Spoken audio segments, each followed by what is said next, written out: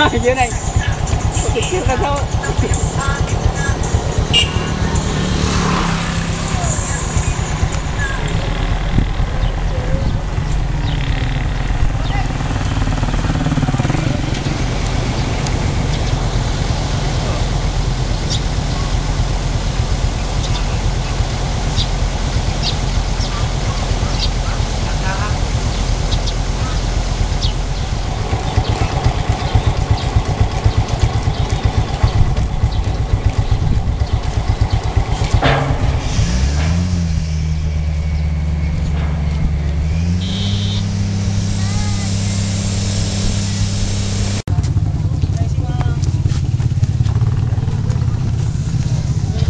So dito sa ibaba po ng Lukban Bridge ngayon, ganito po ang situation at magbibigay po tayo ng situationer.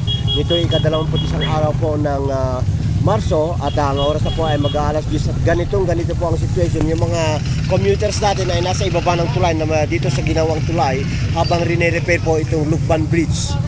Ayan po, paikutin natin ang ating camera, makikita natin sa ibaba na napakaraming naka-standby na mga sasakyan dahil hindi nga makatawid, na walang sasakyan po na makakatawid dito sa Lukban Bridge. Kaya dito lang sa ibaba muna nag-standby at well, that is yung naging resulta po nitong repair na nagaganap po dito sa Lukban Bridge.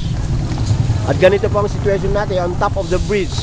Dito nakahambalang din yung mga sasakyan at walang talaga makakatawid habang ginagawa po yung sirang bahagi po ng ating Lukban Bridge.